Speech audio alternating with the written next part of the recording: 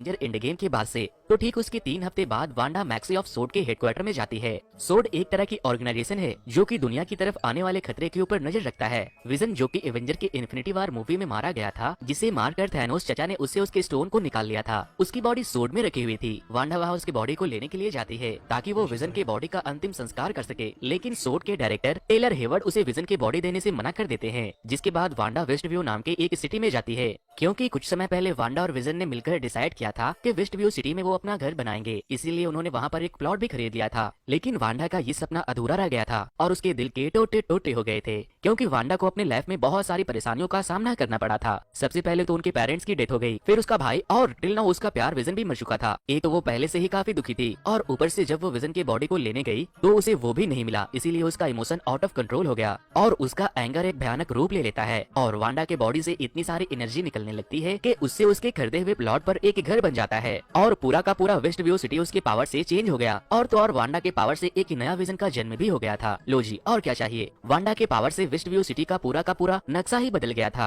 और वो सिटी को अपने हिसाब से मेंटेन कर पा रही थी, ठीक वैसे ही जिसकी कल्पना वांडा और विजन ने सालों पहले की थी। सिटी के पूरे लोगों के ऊपर वांडा का जादू का असर हो रहा था। वांडा को बचपन से ही सिटकॉम यानी कि कॉमेडी सीरियल देखना बहुत पसंद था, इसलिए वो अपनी इस रियलिटी को पुराने सिटकॉम की तरह बना देती है। और यहाँ पर जो विजन था उसे अपने पास्ट के बारे में कुछ भी मालूम नहीं होता, वो सिर्फ वांडा को जानता था और उसे प्यार किया करता था। और इसी रियलिटी में वांडा और विजन की शादी हो जाती है और वो दोनों हैप्पी मैरिड लाइफ जीने लगते हैं। दोस्तों, वैसे अगर आप लोग मेरे YouTube चैनल पर नए हैं तो इस वीडियो को लाइक करके मेरे चैनल को जरूर से सब्सक्राइब कर दे, क्योंकि मुझे आप लोगों के सपोर्ट की बहुत जरूरत है। तो यार वीडियो को पॉज करके चैनल को अभी तुरंत सब्सक्राइब कर ले और बाजू में मौजूद बेल आइकन को भी जरूर से दबा दे। दूसरी तरफ हम देखते हैं कि जब वांडा ने वेस्ट व्यू पर अपने पावर का यूज किया तो बाहर की दुनिया से वो सिटी और उसके लोग, इसलिए इस सिचुएशन को हैंडल करने के लिए FBI एजेंट जिमी वो को भेजा जाता है। पर जिमी वो के लिए ये केस बहुत ही ज्यादा कॉम्प्लिकेटेड था, इसीलिए वो सोड के ऑफिसर से हेल्प मांगने के लिए जाता है। जिसके बाद सोड की डायरेक्टर मोनिका रैम्बियो को इस काम के लिए भेजते हैं। मोनिका जिमी के साथ वेस्ट व्यू की तरफ जाती है। वहाँ वो दोनों देखते हैं कि सिटी के बाहर एक अजीब सी एनर्जी फील्ड है। जब मोनिका उस एनर्जी फील्ड के पास जाती है तो वो उस एनर्जी के अंदर चली जाती है।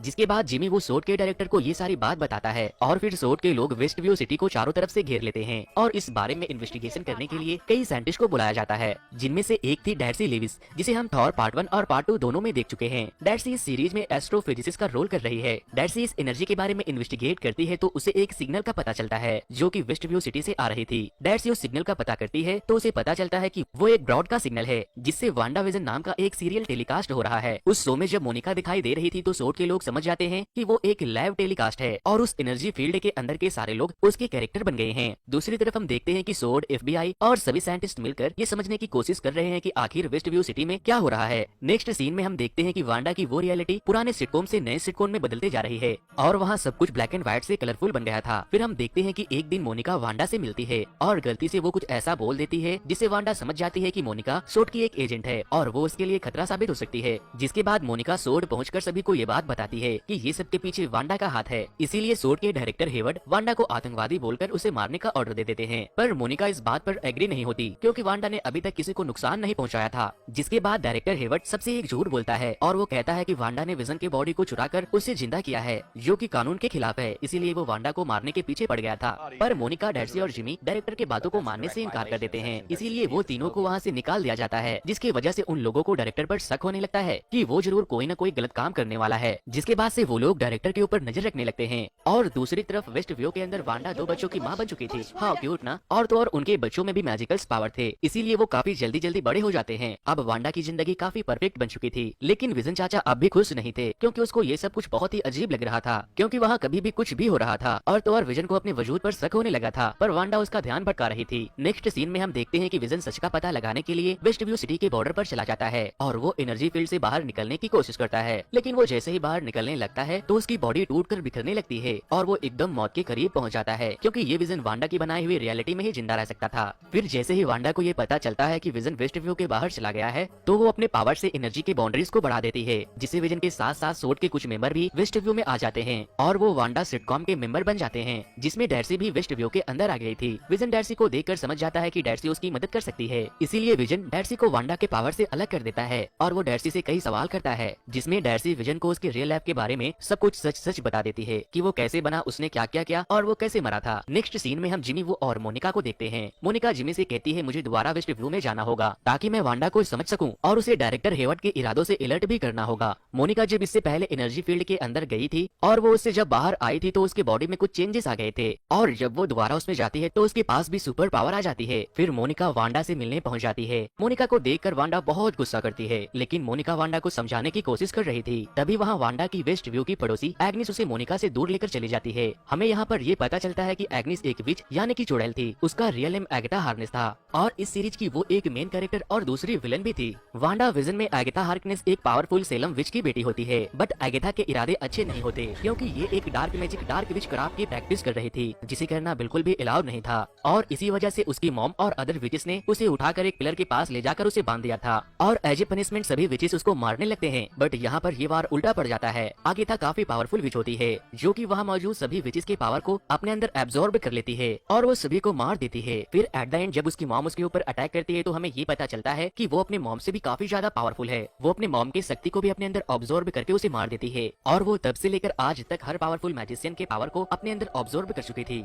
लेकिन जब वांडा ने वेस्ट व्यू में अपने पावर्स का यूज किया तो एगाथा को दूर से ही वांडा के पावर्स की भनक लग गई थी, इसीलिए वो वेस्ट व्यू में आ पहुंची, जहां वो देखती है कि वांडा ने अपने पावर से पूरे सिटी के रंग रूप को बदलकर रख दिया है। वो वांडा के इस बेमिसाल पावर की राज जानना चाहती थी, इसीलिए वो उसके ऊपर नजर रख रही थी। यहाँ तक कि वो वेस्ट व्यू के एक लड़के का फेस चेंज करके उसे वांडा का भाई बनाकर भेज देती है ताकि वो उसके राज को जान सके। जब एगाथा का ये चाल कामयाब नहीं होता तो उसे खुद वांडा के सामने आना पड़ता है, लेकिन वांडा को खुद अपने पावर के बारे में कुछ पता नहीं था, इसीलिए एगाथा उसे पास्ट में लेकर जाती है, जिससे एगाथा को पता चलता है कि वांडा भी एक विच थी और उसके पास बचपन से ही मैजिकल पावर थे और जब हाइड्रा ने उन पर मिडस्टोन से एक्सपेरिमेंट किया तो उसकी शक्ति कई ज्यादा बढ़ गई थी और वो बन गई थी स्कारलेट विच यानी सबसे ज्यादा पावरफुल और उसकी मैजिकल पावर बहुत ही ज्यादा खतरनाक थी क्योंकि वो भगवान की तरह किसी को भी बनाकर मिटा सकती थी। लेकिन एगाथा वांडा के पावर को हासिल करने के लिए कुछ भी कर सकती थी। नेक्स्ट सीन में हमें सोर्ड के डायरेक्टर हेवर्ड का प्लान पता चलता है। दरअसल हेवर्ड विजन को दोबारा से जिंदा करके उसे एक हथियार बनाना चाह रहा था। उसने विजन को ठीक करने की हर कोशिश कर ली थी, लेकिन बिना माइंड स्टोन के विजन का वापस से जिंदा हो पाना पॉसिबल ही नहीं था। बट बाद में जब वांडा ने वेस्ट व्यू का खेल शुरू किया तो हेवर्ड को एक चांस मिल गया। दरअसल हेवर्ड ने जब वांडा को मारने के लिए वेस्ट व्यू में एक ड्रोन को भेजा तो वांडा ने उसके ऊपर अपने पावर से अटैक करके उसे बाहर फेंक दिया, जिससे हेवर्ड का काम बन गया क्योंकि उस ड्रोन पर वांडा की एनर्जी मौजूद थी। जब विजन की बॉडी को असेंबल करके वांडा के एनर्जी से चेंज किया गया तो वो वापस से जिंदा हो गया, लेकिन वो पहले की तरह नहीं था। अब उसमें इंसानों वाले कोई बात नहीं थी, वो एक रोबोट था। हेवर्ड विजन की पुरानी मेमोरी को डिलीट करके वांडा और वेस्ट व्यू के विजन को मारने के लिए नया प्रोग्राम इंस्टॉल कर देता है।